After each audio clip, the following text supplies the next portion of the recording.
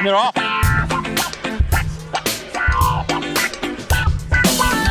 You should read the ad, but what you do... Have you seen that James Bond movie when Javier Bardem is the bad guy and his face melts? And he goes, "Oh, mother, you look what you've done." That's how you have to say synonym. You just have to imagine that your face is melting and say synonym. So you go. Okay. I don't know what you're talking about. Further Faster, the best independently owned outdoor store in the known universe. Whether you are heading out on climbing, paddling, trapping or running adventures, look no farther than Further Faster for all your gear and expertise needs over the summer. Head over to 57A Buchan Street, Sydenham, Otautahi, Christchurch, or hit them up at furtherfaster.co.nz. Yoo! It goes something like further, faster, there in Christchurch. Rocky is hairy and so is Badger. Jules is nice and Jacob is delicious. Go to further, faster now. Oh, further, faster, there in Christchurch. Rocky is hairy and so is Badger. Jules is nice and Jacob is delicious. Go to further, faster now. Dirt Church Radio. Episode 311 of the Dirt Church Radio Trail and Ultra Marathon Podcast. I'm Matt Raymond. And I'm Andrew McDowell, coming to you from a car. I thought our days of car recording were over when we made the change. Quite a bit of Dirt Church Radio was car-based with old Huge and I, but where are you? I know you're in a car. But... Yeah, I'm in a car. I'm at the Lake Taupo holiday resort camping place, and my whole family's outside playing football really loud, so I'm in a car and it's steamy. I can tell you it's very steamy right now, but hey, we're here and I'm committed, mate. I'm on a holiday and I'm doing a episode of Dirt Church. Let's go. Love it. How's the how you rolling? I mean, you got pacing duties at Tarawera coming up in a couple of weeks, but the big focus on you is Northburn. How's that going? Yeah, a bit average. I got a bit of a sore foot thing, which I'm too stubborn to go see someone about. You know, do as I say, not as I do. I'm a perfect example of that. So that's kind of curtailed long runs. So everything's been really short because anything over sort of 10 or 15Ks kind of hurts. Yeah, right. So that's why I'm running 30Ks tomorrow. But otherwise, still good, mate. But I mean, your one's much sooner than mine. You've been putting in some big runs, eh? I have, and maybe you caught your sore foot of me. But last big run happened about an hour ago. So heading into taper now, and not the ideal last block with dealing with injury, but overall pretty good. And really appreciated the advice from you and Ali last week on the taper episode. Oh yeah, nice. Just talking about that. You know, just actually going, hey, wow, it's okay. It's going to be okay, man. It's going to be okay, man. So, let's see, 31.28 kilometers today, Matt. Yeah. Just stalking you now. And it looks like pretty consistent, mate. You know, you're holding some good pace all the way to the end, so feeling good. Yeah, I think for me, when know that I'm feeling fit is when my fitness shows up in the last kilometers, not the first. Yes. Oh, yeah, absolutely. So that's when you kind of put the feeling good, and also when if I get a lift from something like music. So I put on one of my favorite records in the last little while, and that really, really helped. You know, if I can get a kind of lift from that, that's when I know sort of things are going. Are you going to be one of those guys who's just like the last 40Ks, your pacer comes along, he's all ready to do everything, and you just put the headphones in and just don't talk for the whole 40K? Are you going to be that guy? No. Okay. Well, I actually don't know, and that's the thing. I don't know what guy I'll be. No, nobody does. I don't know what Matt Raymond will turn up. They're pretty good. Actually, to be fair, I'm pretty much one speed in terms of who I am, and I will more than likely have the headphones out at some point between the Rere Whakaitu and Okataina, because due to the fire risk, the outlet aid station now has no support access. Yep. So it's going to be a reasonably long time, like close to 60K between crews. So I will no doubt have the headphones out by that point. Yeah, okay. Oh, that is quite a long section, isn't it? Far up. Yeah, it's exciting. It's and you know, you don't want to bugger around, as we know and learnt on the global scale. We don't want to bugger around with forest fires, do we? No, we definitely do not. Hopefully, we've had a bit of rain, so let's hope things will be dampening down a touch. But I guess we're still a few weeks out, aren't we? Yeah. Hey, one of the best things, apart from the return to the car-based podcasting, is since you and Ali have come on board, you've been ripping around interviewing tons of people, left, right, and centre. And late last year, you spoke to the American professional runner Amanda Basham. Yes. Tell us about her. Well, it was, it's funny because it was kind of like I'd done little interviews, but she was the first proper interview person that I'd ever done. So it was quite nerve-wracking, actually, just talking to someone that cool, you know. But she was so lovely and like just so happy to talk. Great to hear some of her stories. You're going to hear them in the recording in the podcast. But you know, she's superwoman, man. Just how she was able to bounce back from children and get straight back into training and racing at a speed that most people would consider impossible. I found it all pretty fascinating. So you'll enjoy that story for sure. And recently third at the Arc of Attrition in Cornwall, which looked brutal. Arc of Attrition by UTMB. Do you see the DNF rate there? It was insane. Oh, I can't remember what it was exactly, but it was higher than what one might consider usual for a race. I'm at a campsite, mate. I don't know what's going on in the world. Yeah. But one of the things I loved about Amanda is she talked about the fact that her and her husband, Justin Grunwald, obviously well-known professional runner himself, having young kids, and young kids are reservoirs for illness, and how it's really refreshing to hear someone say like, I've got young kids and they make us sick. So dealing with that sort of stuff, we've all been. Oh yeah, first week of daycare for your first kid. You'll catch every disease in the world. Like, absolutely. As a parent, you're like, I've been healthy for 10 years. What's just happened? Something's just happened. Yeah. So before you die of heat exhaustion, and we pump through to the Amanda Basham interview, we should do this, which is the greatest run ever. It's the greatest run ever. It's the greatest run ever. Brought to you by Squad Run. Give their 4-week special coaching trial a go. You can find the link at the website, which is dirtchurchradio.com. This is the part of the show where we ask you to write into us.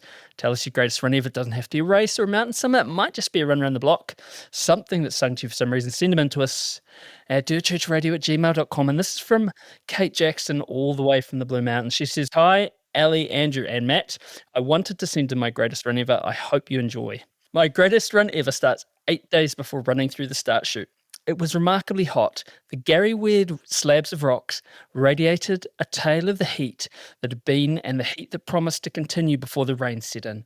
I willed my body over the finish line in 30-something degrees heat, declaring the GPT 50 the hardest 50K I'd ever done. Once the heat stress had subsided, I knew I had one cycle to repeat for the next 8 days: water, food, sleep. I was, as it turned out, about to run my greatest/worst run ever. I felt good lining up at the start of the Ultra Trail Kosciuszko 100K. Having just run through Gary Word, one of the most beautiful landscapes I'd ever seen, I was overwhelmed with gratitude for all the beauty I was about to see at Kosciuszko, and for all the beauty trail running had given and shown me. Nature was beautiful but wild. For every perfect run, there is surely another around the corner to remind us how wild it can be. It was cool, then warm, then cold, then sunny, then cloudy. I went up too hard. The 50K 8 days prior catching up with me. I told my husband this at the first aid station, who promptly apologized for forgetting my tried and tested liquid fuel. I filled up my flasks with the aid station fuel and anxiously trotted off, thankful that I could now take things at my own pace without the rushing and stomps of eager keen beans behind me. Here began my traverse into the pain cave. My stomach was cramping in protest to a fuel that I did not usually use. I struggled, oscillating between walking and running. At least the cheese graters would not claim me as another victim. Yeah, those cheese graters, man. Ooh. After summoning Kosciuszko, the cheese graters in Kosciuszko, they're like metal grates that they use when it's up the top there towards the summit. Yeah, brutal. Okay. Yeah, gotcha. And some people got seriously jacked up on them the first year. After summiting Kosciuszko, this beautiful wilderness decided to remind us why alpine regions are infamous. They've stopped the race, someone said. We waited and waited. I called my husband and said through blubbering tears, I'm not sure I can do this. Yes, you can, he encouraged. Just get to the next aid station. You can have some hot noodles. Hot noodles apparently fix everything. 2 hours later, 2 hours later, I set off, allowed to continue, but not sure I wanted to. I ran until I couldn't and walked until I felt like I could run again. The rain battered down with infinite vigor, making the trail relentlessly slow as we trudged through mud, almost unable to remain upright. My stomach cramps subsided as I headed into the night, and for the first time all day I could feel some form of normality returning. I started overtaking runners, feeling renewed as my stomach calmed. During every 100K I've ever done, which is 3 so far, I've experienced a sudden realization at what I'm doing, where I am, and how special and crazy it is. Ascending Dead Horse Gap in the early hours of the morning, and bugger that. Bugger that. The rain still unfailing. I thought to myself, I'm experiencing something in a time and place that hardly anyone gets to experience. I was in awe, my mind amusing itself. Then I'd see some high-vis vest ahead, the only reminder that I was, in fact, still in the race with other humans. As I turned my headlamp off, descending from Eagle's Nest to the finish line, I knew that this was the greatest run ever. It tested me in every way, and despite it all, I'll be back again and again, as long as my legs continue to carry me. She says, thanks for all that you do, both inside and outside the podcast. Keep up the great work. Sending well wishes from the Blue Mountains. Thanks, Kate Jackson. And I want to say, coming down from the Eagle's Nest, I don't know if you've seen the Eagle's Nest, Andrew. People were running down there so.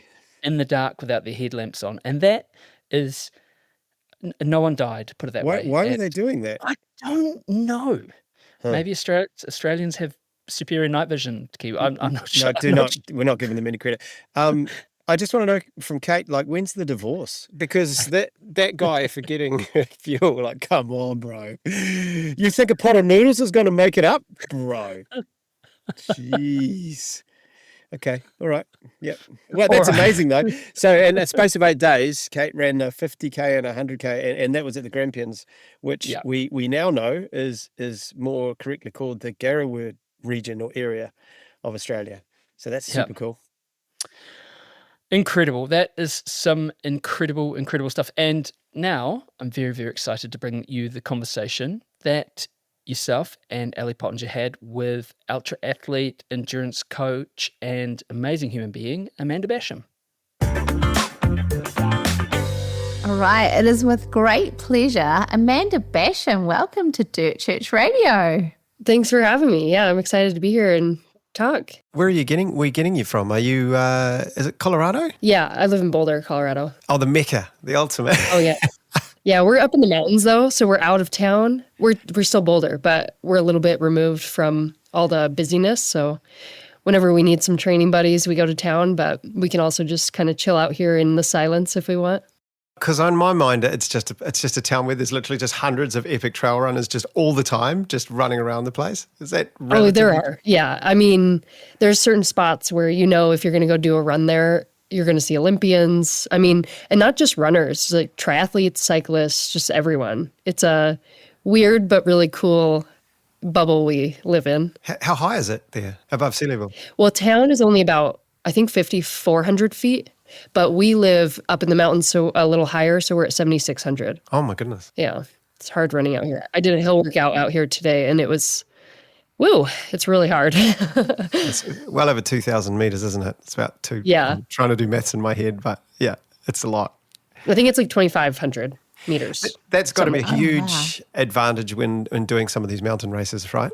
I mean, I think so. A lot of times, even going to UTMB, people are like, oh, but the altitude. I'm like, what are you talking about? It's not even that high. The highest point is basically where we live. So it's not really a concern for me. I never have to think about it. So that's nice. And you actually, that's the one into Switzerland, isn't it? You only actually just go up for a few minutes, really. And then you plunge straight back down again, don't you? Yeah. And I mean, it's a hard climb, but it would be hard whether it went up high or not, So the altitude is just one little factor that we don't really have to think about. I mean, unless we go to the Leadville 100 or something, but we also have an advantage with that because we live higher than most people.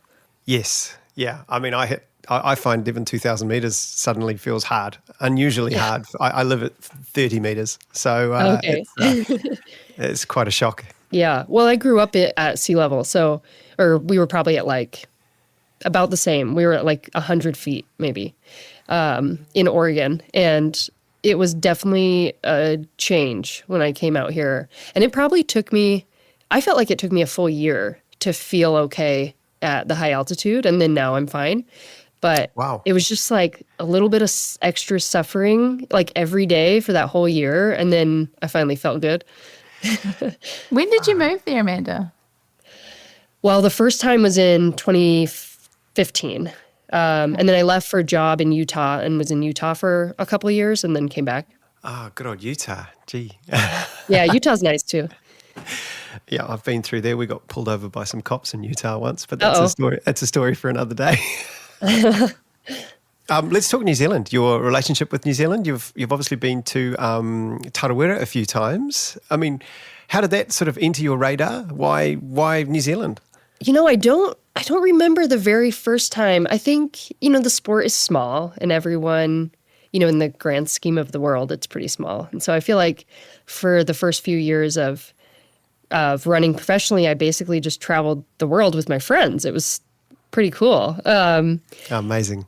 Yeah. I mean, it's a pretty awesome lifestyle. And then I think it was because a few people had mentioned going. I'm pretty sure, I'm trying to remember. I think the first year I went was 2017. If I was a professional, I would have written down what year you came, but I didn't. No, I'm pretty sure it was 2017. And then I came again. I mean, after you have kids, I swear the times just like mush in your brain and everything is just one time, And so I can't even remember. It's like sometimes I think something was a year ago and it was really like 5 years ago. But I've been there 3 times, I think. I would love to come back. I love it. And then I convinced Justin to go. We couldn't go together, but my husband got to go last year on his own. But I think for your original question, I'm pretty sure it was a bunch of friends talking about what races we were going to do. And Tarawera was it talked about as like a really cool spot to go. It was competitive. It was kind of a big deal to do well. And that always is what kind of draws me to things. We also have no bears and mountain lions and snakes, and it's... Yeah, exactly. It's like no predators. No predators. Apart from the odd falcon that will try and take your head off if it gets too close, if you get too close to the nest. Well, we've had a few mountain lions roam in our neighborhood lately, so I'm not a big fan of that. Oh, yep. Eugene loved mountain lions, didn't he? One of the original hosts. He would always, if you mentioned the word mountain lion, he would run for the hills. Oh, funny. Irrational fear. I don't want to see those. Fair. I've seen a clip of them and they look pretty frightening. Oh, yeah. And usually, I'm sure some have seen me, because they usually see you before you see them. But that's fine. I just never need to see them myself. You were a competitive athlete prior to having children. How have things changed post-kids and how hard was it getting back to that level again? And what challenges have you or do you face and how do you fit it all in? Oh, man. That's a loaded question. I know. How long have you got? Sorry. Well, yeah, so where do I even start? It has changed a lot. Also, it's interesting because it's changed a lot and not that much at the same time. And what I mean by that is like, we still travel around and just take the kids and we race and train and kind of do all the things that we did before. It's just so much harder. And to fit it in and to feel rested and feel good and feel like you're prepared to run 100 miles through the mountains or 100K or whatever it is a lot more difficult. I think too, especially obviously since I birthed them, took a bit for my body to get back to normal. And I had a lot of pain. Like I never had a serious injury, but it felt like it. I was convinced I had a stress fracture at one point. And, when you're going through like newborn and toddler phase and then a toddler and a newborn at the same time and breastfeeding and trying to train, it's so hard to like find a specialist to go look at and figure out what the issue is and work on your strength training and do all these things when you honestly feel like you're just trying to survive. Like I felt like we were just trying to survive. Like our motto was surviving, not thriving for a while. I'm trying to imagine that doctor's conversation of you saying, "Oh yes, I've just given birth, and what are you trying to do?" Well, I'm training for this 100-mile race. How long ago did you give birth? Oh, A week or two? Yeah. Well, my doctor knew, obviously, how into running I was. And eventually she found out I was a professional runner and then found out it was mountain running and it was ultra distance. She slowly got more and more information. And I would always ask her, like, okay, so how long is this going to take me to, like, get back to running? She's like, well, you know what? At least just wait till your first appointment, which is supposed to be 6 weeks after you give birth. So I did that. Okay. On my first. Okay. On your first. No running. I was very, I was like, okay, just listen to her, just do it. So didn't run for 6 weeks. I get there and she tells me, yeah, you're good. You can probably start running. And I'm like, but what do you mean exactly? Because do you know what I'm going to do if you tell me that and I leave here? Like, I'm going to go run like 3 hours. I'm not going to go jog for 20 minutes. And, I slowly built my way up, but I did go run that day. But then my second kid, I felt like I had this in the bag. I knew exactly what I was doing. I ran through the whole pregnancy, felt great until 2 days before she was born, I ran.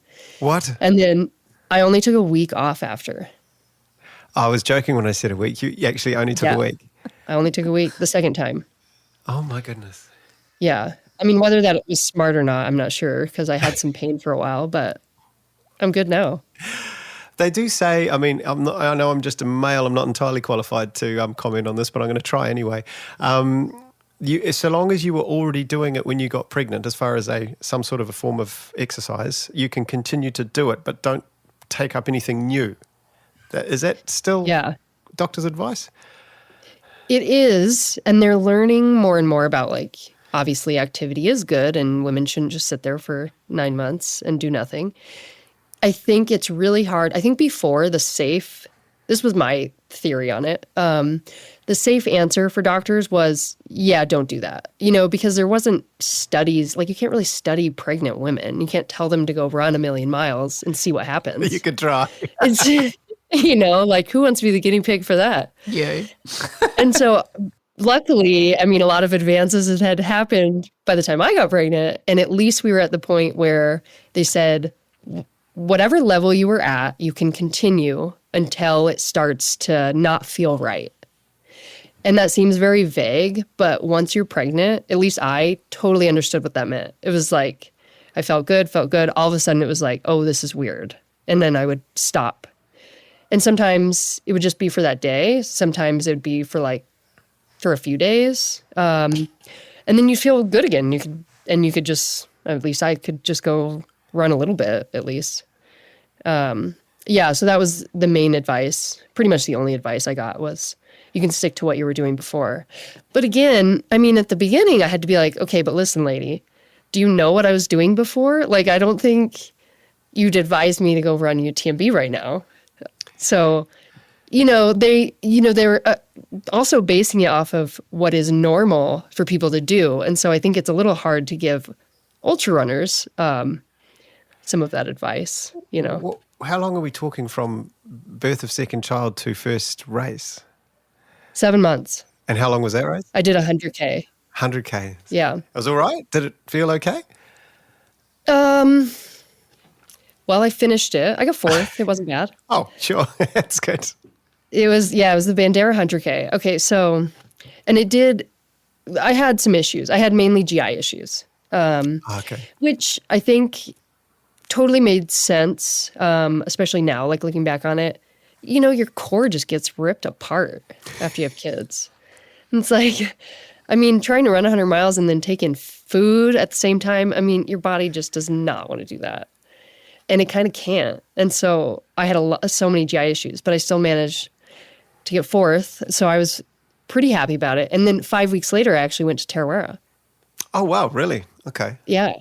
I was so excited to go to Tarawera, and I felt like the first 100K I had done was pretty good considering I was only like 7 months post second kid.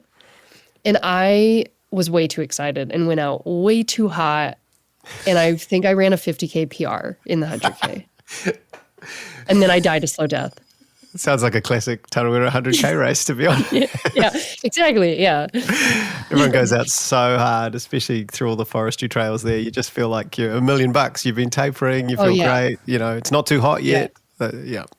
When I remember coming through the sulfur fields so we had kind of a changed route because of the weather. Oh, yep. It was the year Lucy won the 100-miler, Lucy Bartholomew. Yes. yeah. And it was a bunch of loops. Like the 100-miler had to do tons of those loops. 2023. Yes, 2023. And I remember coming in the sulfur fields and I was barely behind Ryan Montgomery, who was the third male. Barely. And he's all excited and I was like, oh no. And that was just when it started to really go downhill. So it's really funny to look at now. But at the time it was, not very funny. So that's the end of the first loop as you're coming into the finish line and then you have to go back out again, eh? Yeah. I mean, I'm talking like a few minutes and that's halfway into the race. Yeah. It wasn't good. Yeah.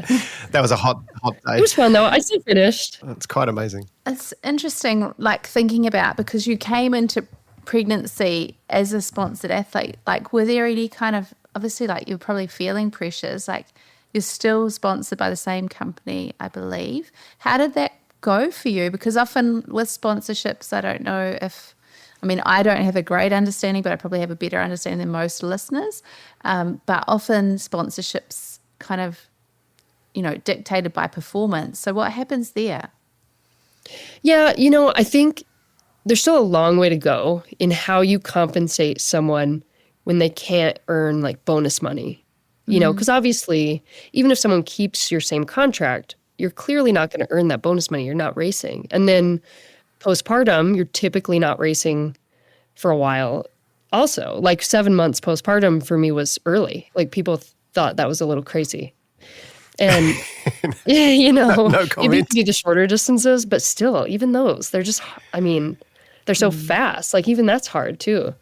And I think I felt very supported, at least like emotionally. Well, even in my contract, I think I did for the most part. But I still found a lot of the problems with there needs to be a way to like involve people when they're pregnant in a way they can make up for that lack of performance money, like that they're not going to get. Because a lot of times, a lot of your money comes from earning bonuses. Yeah. So you might still get your salary, which I did, but no matter how great your bonus is, you're probably not going to get it for a few years. Yeah.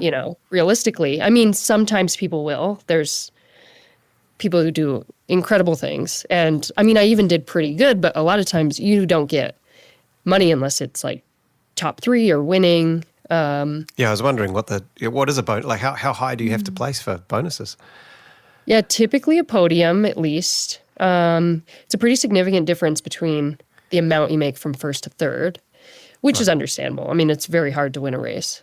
But top 3 at these races is hard. Like that does not come easy, especially now with the way that the sport has grown, which I don't necessarily think it should be easy, but it's not exactly fair for a while, and I don't really have the best answer yet other than, with all these other ways of sponsorship, of things being important in sponsorship, like social media and events and, going to trade shows or activations or even going to a race and just being there to crew or like hang out with people and do shakeout runs and that sort of thing. Like you could compensate women in that way and make up for what they can't earn in bonus money. But I did feel, overall I've felt very supported, but I'd still say the financial portion of it for pretty much every brand has not figured out a way or hasn't through their actions put into place a way to make up for that. Yeah, I wonder even if you kind of go, let's look at performance bonuses for the past, 2 years prior to pregnancy and kind of divide that and go, okay, well, let's just apply this amount to kind of see you through the next couple of years to take that pressure off. It's really interesting, and I think it's good to have these conversations. And as a female runner, like I want to support the brands that are supporting female runners through these patches, and it's really motivating to see people like yourself go and like navigate this period and still get back to running strong and performing at that high level. Yeah, and it's I don't know. I've been with Ultra for so long and some of my other brands for so long. I'm not totally sure how every brand, if they're all as supportive. I think things have gotten a lot better than when, like Kara Goucher has been very public about Yeah. her Alison lack Felix of support, as well. and Yeah. Alison Felix and Alicia Montano, who's actually also with Ultra.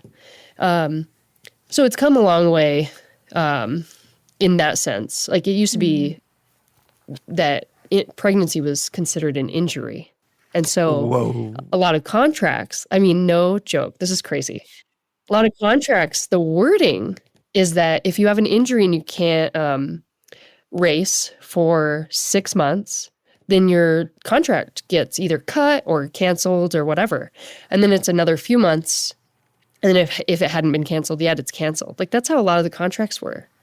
And they considered pregnancy an injury. And so if you didn't race within 6 months, which you wouldn't, unless you're racing pregnant, I guess, and then immediately after you have a kid. So we went from the 1960s of your uterus will fall out if you run a marathon Yeah. to pregnancy is an injury. We're very slowly getting there, but it is slow, isn't it? I mean, UTMB, it wasn't that long ago that you couldn't defer. Yeah. 3 years ago? Yeah, same with Western States, because I remember Jackie Merritt. So this is in my time, which I've been in it for 10 years, 11 years maybe. But, I know a lot of people have been in it way longer than that. And I remember Jackie Merritt got pregnant, I think it was 2017. And Western States didn't have a pregnancy policy yet. You couldn't defer. 2017. So she never got her spot rolled over. And I remembered that so well. And, I never thought about it quite as much until I actually got pregnant myself. And it's made me really just feel for those people so much more and almost feel bad that I didn't do anything for it, stick up for them in some way or just be louder about it or hey, Western States, yeah, come on. I mean, someone did obviously because they put a pregnancy policy into place. What is the policy? They can defer forever. Oh, forever. Forever. Yeah. No time period on it, which is awesome. Yeah, that's amazing. Okay. Yeah. UTMB's is 5 years. Okay. Which is pretty good. But, it does take people quite a while. I mean, my kid's almost 4 and I've raced UTMB more times than I should have, but, I'd say to feel maybe 100% ready for most people, it could take that long, I think. Yeah, and I guess the one saving grace is UTMB is slightly easier to get into than Western States. Easy being relative. It's not quite the 10-year wait. I saw the odds for Western coming up with the lottery, and it's a 0.4%, it looks like, for your first, if you're on one ticket. 0.4. I know. I'm really crossing my fingers for that lottery.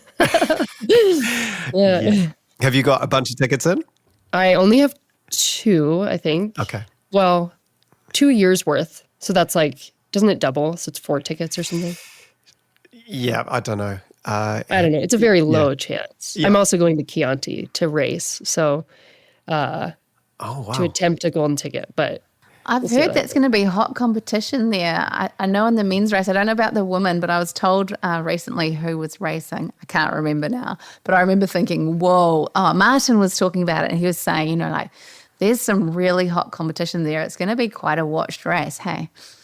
Yeah, I keep hearing that more and more. So I recently hired Robbie Britton. Do you guys know him? Oh, cool. Yeah, as a coach. And so I just started working with him. And he told me that too, that a lot of people who I probably wouldn't know, a lot of Italian women are going to be there and it's going to be pretty competitive. So we'll see. Plus the travel too. I mean, do you find, obviously long travel for races, how early are you going to get there for one like this, which is of such high importance? Well, that's hard too, because it's hard on our family, obviously, to if we all go, that's hard. And if I go alone, that's also hard because I can't be gone super long. We've kind of worked it out to where the max I would do is probably a week before. I don't know if I need that long or not. I think I went over about a week early for UTMB and I felt, when you have nothing to do and all you can do is just sleep, I mean, I was ready in like 3 days. I'm like, get me out of here. Let's go. Yeah, So- when you travel with family, it's so much harder to get ready for that race, isn't it? You've just Yeah, it takes forever. I mean, you just never get rested, you so know? many bags and to carry around and all the travel and the full car and the sleepless nights. Yeah. Yeah. And it's so nice to have them at the finish. But all of the work that goes into it, I think I'd rather just have them watch it on the live stream. Yeah, it's true. Hey, earlier you talked about, you've been in the sport for a decade now. And I mean, I am pretty similar and I feel like I've noticed a lot of changes over that time, but I'm keen to hear, what has changed from when you got into the sport until now. Oh, man. Well, I remember getting into it, and it was very much like, yes, I want to compete. This is super cool, but also this is like the coolest job ever to just like travel around to these cool places. Like all these trail races, why do people run on the road? Like you get to go to places like New Zealand and run around the woods forever. Like that's pretty awesome. And you get to go with your friends. That's how I felt. And so I just had a blast. Like it was so much fun. And not that I don't have a blast now. It was just very different when the only thing I had to pay attention to was myself, And so I think, I'm sure part of having blast was that I performed well a lot of the time, but I think it went more in the reverse. Like I enjoyed it a lot. And so it helped my performance because I would honestly show up to these things and like, I was ready to throw down, but I could not care any less about if I got first or last. Like I just was so excited to go run hard and see if I could hang on. And I think in a lot of ways that like helps you not hold back and helps you get more out of yourself. I think ever since I've had kids, the sport's changed over those years. And, between the pandemic and just the time period, it's gotten really competitive. It's gotten a lot of younger people in it. These fast people in their 20s coming out of college, like they skip the road scene and go straight to it. Probably because they've realized it's way cooler and way more fun. And so it's super competitive. And I think that adds a lot of pressure to make it a little more serious. And so I've noticed for me, I've had to really, especially while getting competitive and having kids at the same time, I've had to really remember why I'm doing it and not be so caught up in the fact that this is going to be super competitive and hard to do well at. And I'm going to give it the best that I can, but that's all you can do, Whereas like before, I just didn't really like think about it. I just enjoyed it and ran hard. And I tend to overthink it a little more now because of the change in the sport and the competition and that pressure of, getting back to normal as a professional while it being harder because the sport has changed so much. Do you think, we see a lot of people come into the sport, shine very brightly for maybe a year or two, and then they're gone. Like you never hear of them again. What do you think is the key to have kind of longevity in the sport, and especially at a performance kind of level like you are? Yeah, I think, I was just telling Justin, my husband, that I wish I had a little bit more of that obsessiveness that people get, Because I think it helps people do really well. But I think a lot of times it also makes them do really well for a very short period of time. Mm-hmm. And I think I'm very much, I'm just a little bit more level about it. Like, and even before I had kids, I was like that, which has probably helped me stay in it with kids, is that it's not like my whole life isn't running. Like it kind of is because, it's a lot of travel. It's a lot of time. You kind of have to dedicate yourself to it. It's a job But too, isn't it? It's a job. Yeah. And all of our friends are in it. It's like, it kind of is our life. But at the same time, if you do poorly at a race, it's not the end of the world. Who cares? And like, your kids don't care. They want you to take them to the playground. You don't get a phone call from Ultra saying, "Oh, 15th. Oh." No. Yeah, you just have to kind of like move on. if it's bad, you just move on from it. And I think that thought process with it has helped me stay in it longer, especially through these really hard postpartum years where it's not, I've had a lot of bad days. I mean, I've had some good ones, but I've had a lot of bad ones. So, but I'm still in it. I'm still trying. I know I can get better. It just takes a while. Is Justin, obviously he's a heck of an athlete as well. I think he got second, didn't he, when he came down to Tarawera? In some ridiculous time. I did write it down. Where has it gone? Oh, it's gone. It was I think it was 8.5 hours or something insane. Yeah, 8:25. Yeah. Obviously, there's two runners in a household, or two high-performing runners in a household with two children. There's a heck of a dynamic there. How's the juggle between who gets to train and when? I think we do it pretty well, but it's taken a little bit of figuring it out. Lucky for me, Justin works, well, it's not super lucky, but he works night shifts. And so he's a doctor. Oh, right. Okay. He also works in Minnesota, and we live in Colorado. So he travels. My geography, I'm trying to figure out how far away that is. So it's only about a 90-minute flight, but he has to fly. Oh, you have to fly. Yeah. So he flies there for a week. So oh my gosh, there's so many little chaotic things that we've been through. It's hard out. Like, I can't even believe I survived it. But the first couple years of kids, we had no childcare. Our families don't live here. We had no nanny. We live in the mountains. So it's really hard to get childcare up here. And plus, childcare is just like overloaded. There's not enough people for it, and it's super expensive. So it's hard to even find it, even in town. And so he would fly to Minnesota and work for 7 to 10 days straight, and obviously not come home during that time. And I was alone with both kids. Oh my goodness. Breastfeeding both kids. I mean, up all night. Running on the treadmill to get my training. I still train through all of it. I don't know how. And to keep you sane, possibly, it's probably exactly. It's your downtime, isn't it? Yeah. It's like kind of a battle in your head. Do I take a nap or do I train? I think I need to train, actually. Train's always the answer. Yeah. Yeah. So I guess I have the obsessive part a little bit. Yeah. And so when he would be here, he kind of just stayed on that schedule. And so I would get the first run of the day. I would have to wait until he woke up, but I'd get the first run, which I love because I'm a morning person. And he was always more of an afternoon person. And so it was great. We didn't have to fight over the mornings. I think most people would be fighting over first shift. Yep. So that went decently for a while, although it was very chaotic. It was like I took care of the kids while he slept.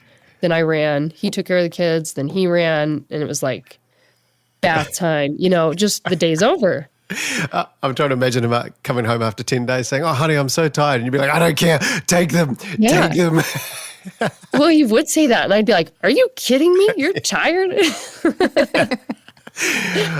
Yeah, that worked. It worked pretty well. I mean, he doesn't, because of his job, he works really hard for a week, which is hard for me also. So it's hard for both of us for a week. And then he gets a few weeks off. And so that's a lot easier. It was a lot more challenging when we had to basically just switch off who got first and second run before we had childcare. And now they're in school. And so they go to school 5 days a week, and it feels like luxury. Yeah. Wow. Can I ask what's possibly a stupid question? It's one of two things. Is there any good trail running in Minneapolis? Or is there any hospitals in Boulder? Like a doctor can... So I don't think I would ever move to Minneapolis. Right. It's very much a city, and there's not many trails. And there's basically one park called Afton, and it's not accessible in the winter because... the skiers take it over, basically. Okay. It's closed for skiing, I think. The whole thing. But it's the only place, and so it's road running. There's a couple like city trails, but I don't consider those trails. And then here, he tried to get a job here a few times, and the pay is really bad. Like, you'd have to work. He'd actually end up being gone more because he'd have to work more. So his schedule would be very different. He'd work twice as much, Gotcha. So it just didn't make sense. Yeah, gee, that's crazy, isn't it? It's obviously not a set rate across the country. Every state has their own salaries. Yeah, it's state specific. It's really weird. And I'm not sure why, because the cost of living in Colorado is way higher than Minnesota. Right. Oh my goodness. So it doesn't really make sense, but a lot of things don't make sense. So Yeah, the idea that flying to work is more economical and a better idea than working locally. Yeah, that's crazy. It's crazy. I mean, and too, where we live, I mean, he'd have to drive. He'd probably be gone like 14 hours at a time, and have to work like 2 weeks straight instead of 1 week straight if he was in Colorado. So didn't make sense. So he's the one that has to train on all these rubbish city trails when he's away, right? Yeah, Well, but I think it makes him really fast because he's pretty fast. And I've really lost that speed because, sometimes I just like to, hang out in the mountains and not do so much speed work. So, but he gets stuck doing speed work in Minnesota. So it's paid off for him. there's like some trails by the river there, isn't there, in Boulder? I think I've seen Sage Canaday do his little sort of speed sessions all along the river there. Oh, yeah. You've got a tiny bit of flat. Such great trails. I don't, I got it. Well, Robbie's made me do a lot of speed work lately, which actually I've enjoyed. But I have to have someone else tell me to do it. That sounds familiar. I think a lot of trail runners can relate to that. Nobody likes doing speed work. They just want to muck around on the trails. But as you say, it helps. It makes you fast. Really important. Yeah. I enjoy it. I've enjoyed it with him telling me to do it. But if I coached myself for a long time and I just kept getting to the point where I'm like, the trails are dry. I'm just going to go run around on the trails. I can save that speed work for later. That might also be like motherhood and the juggle, though, and trying to kind of navigate. Like, it's probably quite a good time to self-coach when you know that you've had no sleep or you've got a sick child or something. I think like for a while it would have been really hard for someone to coach me. I mean, you probably know, Allie. Like, I mean, sometimes too, when you're tired and the only time you get away is running, it's like, you don't want to go do speed work. You just want to like go have some fun. Yeah. Hey, you were a coach, Amanda. What would you say are the 3 most important things that an athlete should focus on to improve, and why? Well, number 1 is probably what I would imagine everyone would say, and it'd be consistency. Yeah. Even I have this friend who's also a mom. She just had her second kid, and she used to do a lot of ultra running, and she texts me all the time about coaching stuff, and she's like, oh, I can't. I'm like trying to train for this, but I just give up. I like have 90 minutes scheduled and I just don't do it because I know I can't get it in. I'm like, even if you have 10 minutes, just go do 10 minutes. At least you're moving. Like, your body is going to adapt a lot better if you're moving at least a little bit most days instead of, oh, I don't have 90 minutes, so I can't do it. And it might sound like or even feel like it doesn't help, but it helps. It helps a lot. And sometimes you'll get out there and you'll think, oh, I can't do 90 minutes because I'm too tired, even if you have the time. And sometimes you end up being fine. You have 30 minutes, you feel a lot better, and then you just keep going. So consistency for sure. I'd also say be specific to yourself and what you feel, and don't try to match other people's training. Might need to get off Strava. Surely not. Yeah. I mean, some people are fine. Sometimes that's motivating. Some people, it's not very motivating. So it doesn't matter if someone's running 100 miles a week and you only do 30. Like, if that's what you have time for and you feel good doing it, like, that's a lot better than 0. And if you even tried to do 100 miles, you probably couldn't keep it up anyways. You might end up getting injured. 30 miles is more than 99% of the population does anyway, isn't it? Yeah. I mean, but I think a lot of people get into it and they're like, oh, ultra running. I don't have time to train for that. And it's like, well, depends on, your goal. And it really depends on who you are. Like, people adapt so differently and there's different ways that you can do it. Even if, like, I could train in a high volume way that would look a lot different than if I don't have the time for high volume. I would do more, quality work and maybe some cross training or something. There's a lot of ways you can do it. And it doesn't have to just be run 100 miles a week. Even that dirty word, speed work. That you got to do that speed work. I know. And even I hate it. Sometimes. I'm getting better. I'm liking it now. Was that 3, Ellie? Was it? I don't know. Well, are we 2? Is it 2? It was a mishmash of things. It was probably 3, but it was technically only 2. Well, I guess kind of what I said was just make it fit your lifestyle, and then it's going to help you in both those ways. It's going to help you be more consistent and maintain the training that you want to, or that you need to keep up. And sometimes that's only a few miles a week, but if you stack that over a month, that ends up being more than if you try to do one big week and you're just dead from it and it just doesn't fit your life, you know? Yeah, it's got to be achievable. You managed to keep that consistency going even when pregnant, which is amazing, you know. So you're practicing what you preach. Yeah. I mean, it was very hard to keep that up. And sometimes it was very slow. Like I think people think too, oh, you ran your whole pregnancy? Like, and then they think I ran, you know, the typical volume I run or the speed that I can run or whatever. And it's like, no, a lot of times that was like 20 minutes, slow jogging, you know, even with some walks in there. But I did keep it up, but I felt in pretty decent shape by the end of it, you know, even with that. And that's where the consistency part does make a lot of sense. Yeah. You've got so many amazing races under your belt on many different types of terrain. What do you feel is your best type of trail from a performance standpoint? And what are your career highlights? Anything that's a monkey on your back that you want to remedy? Oh, I got a lot of monkeys. Oof. UTMB is one. Yeah. Who? Yeah, I was just talking to Justin about that one.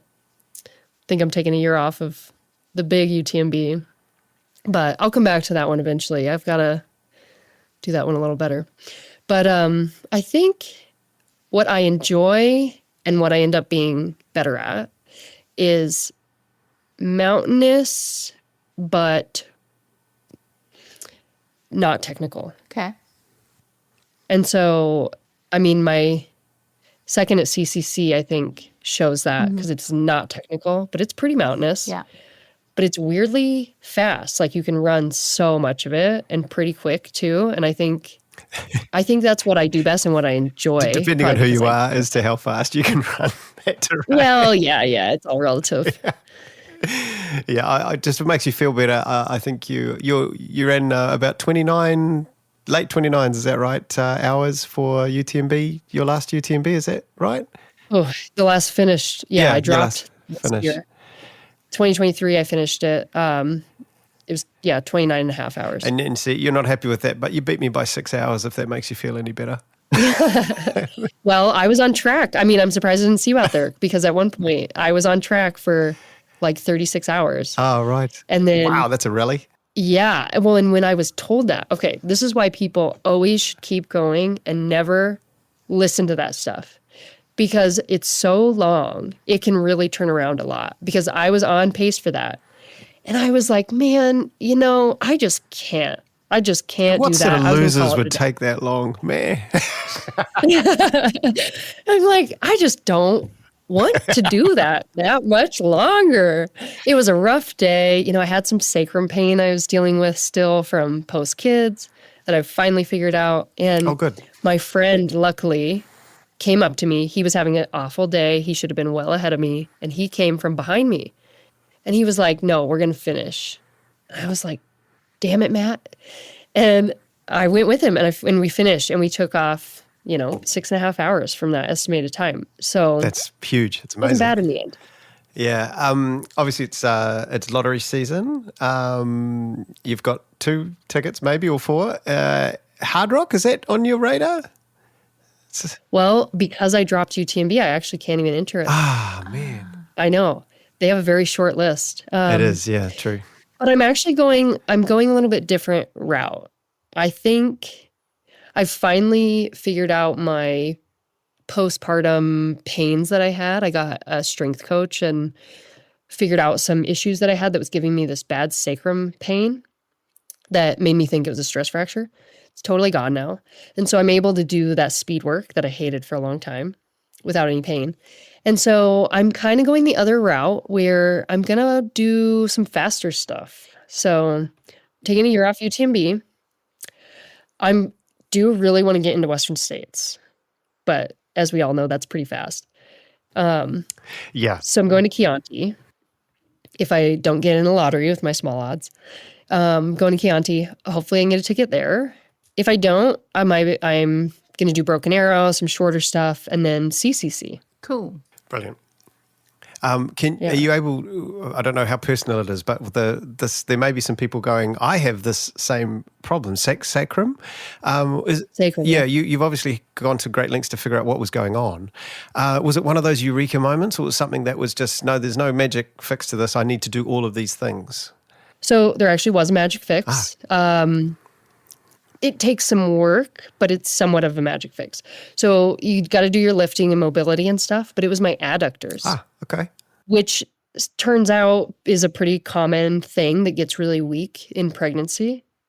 That was the main thing. I had a few, my core is still it was still a little separated, not super strong, but my adductors were pulling into my hamstrings and my back and causing sacrum pain. And I pretty much just did some pretty simple mobility and strength work and some breathing stuff.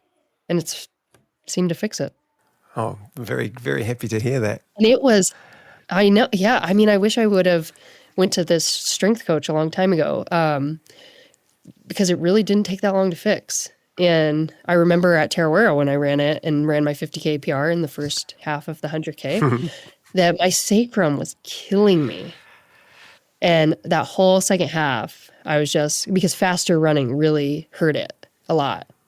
I think those muscles just couldn't really keep up. They just weren't strong enough and everything was overcompensating. And man, I had some painful races, but. Would you say that now you do a heck of a lot more strength work than you did in your first years of trail running? Or have you always done it? I've always actually done strength training. Okay. Yeah, I'm pretty durable. I don't usually get injured. My only real injuries have been a couple ankle rolls, which I don't really count as injuries, that just kind of happened. Yeah. And then this sacrum thing. And so I was just not doing the right things. Yeah. So the two things that trail runners hate, speed work and strength work. So at least you like one of those two things.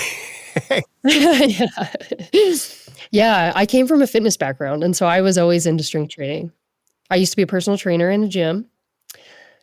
I taught fitness classes, yelling on the bike, Oh, really? I can imagine that, yeah. Which I think is just so funny now. But so I think I've just always had that in my head. And did you come from the road and the track? Was that before hitting the trails? Did you have sort of a track or road background, the real fast stuff? Well, I ran track in high school my last year, and I ended up going to college and running for a couple of years. It was just a D3 school, so it wasn't D1 super good, but it was okay. Oh, wow. So there's categories for colleges. I don't know what that means, D1 and D3. Yeah, so D1s are really good people. They typically get a lot of scholarships, school paid for because of their athletics. D3 is more, you typically can get, I got academic scholarships, but not athletic ones. It doesn't take quite as good of a time to go run at D3. Okay. So I was good, but not great. How many levels are there? D1, 2, 3, 3. 4? Oh, 3. Okay, yeah. Yeah, D1, D2, D3. Gotcha. Yeah. And D3 is usually more of an academic-focused school that has athletic programs.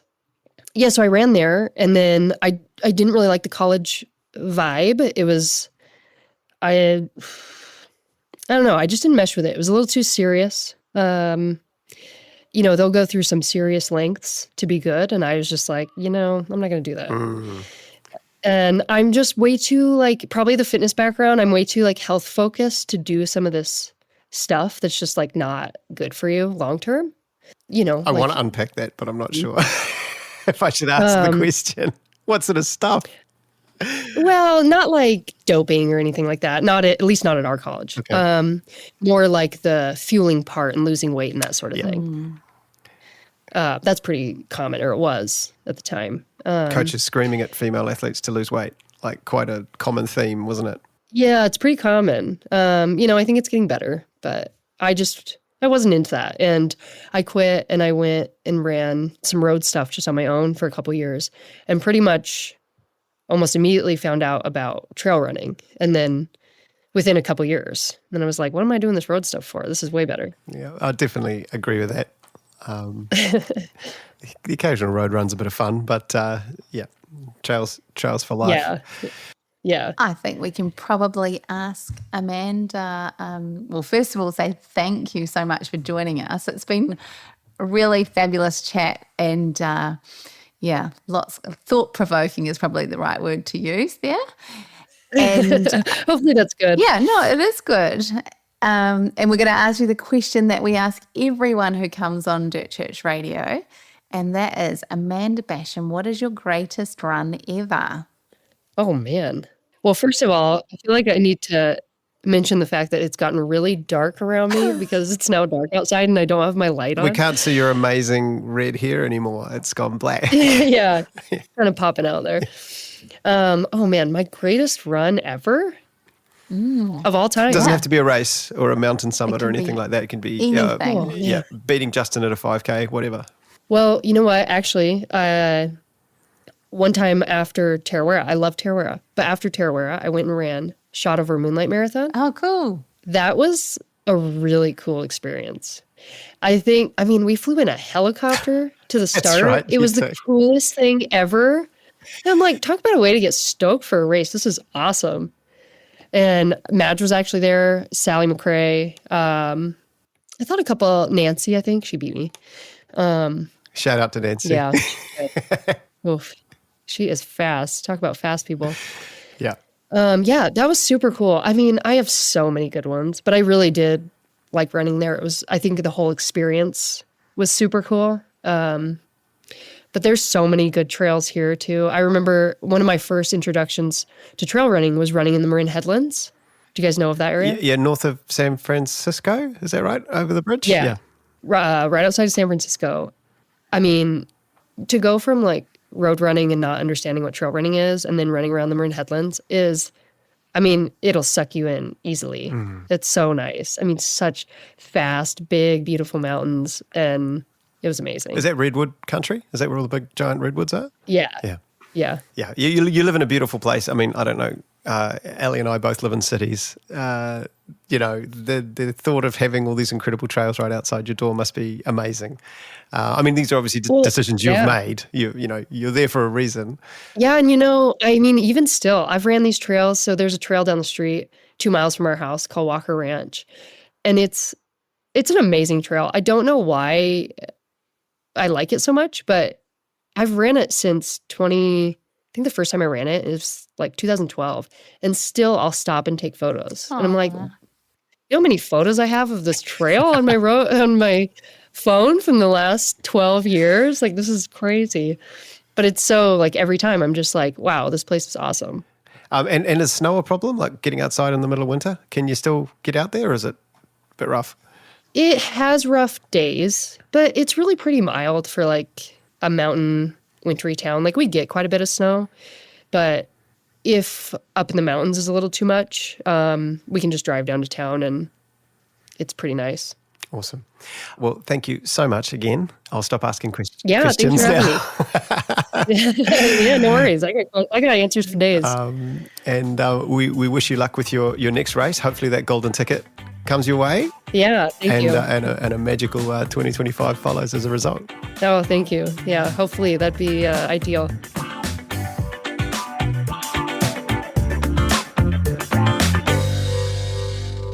So, on a scale of 1 to 10 nerves, like lining up, say, at Western States versus interviewing Amanda Basham, which one was more nerve-wracking? Oh, that's quite a good question. I was quite nervous recording Amanda. Yeah, just because I don't know, like, I still have that, like, imposter syndrome. Like, absolutely. Like, these pro athletes are just on a total another level to anything I've ever done. And I know this because I've raced with people who are professional athletes many times, and they're just off in the distance, and they float, and I'm also impressed with them. So therefore, I still have that sort of like, oh my goodness, this is someone amazing. I've got to talk to them. What if they find me stupid and they laugh at I have all of that. Whereas I guess lining up for Western, it's like, no, you've done the work, believe in yourself, get it right, execute correctly, and you'll be okay. So maybe Amanda Basham. I'll get better at it. I'll get more used to it. But for now, it's still a bit scary. No, it's look, imposter syndrome is always there. But incredible interview, and thank you so much. And thank you so much to Amanda, and thank you so much to all the people listening. Dirt Church Radio is presented by me, Matt Raymond. Alec Pottinger, and me, Andrew McDowell. And we're on all the podcast platforms, so follow, and give us a rating. It really helps. We're on social media at Dirt Church Radio, and you can email us at dirtchurchradio@gmail.com. Now, don't forget to sign up to our Substack for the weekly newsletter and Aid Station podcast. And don't forget to write in with your greatest run ever. We'd love to hear from you, and you can read them on the website too. Thanks to our supporters Further Faster, That's It, Squadron, and our Substack subscribers in the DCR Aid Station crew. Stay tuned for our show in 2 weeks as we lead into the one and only Tarawera Ultra Marathon. Mā te wā.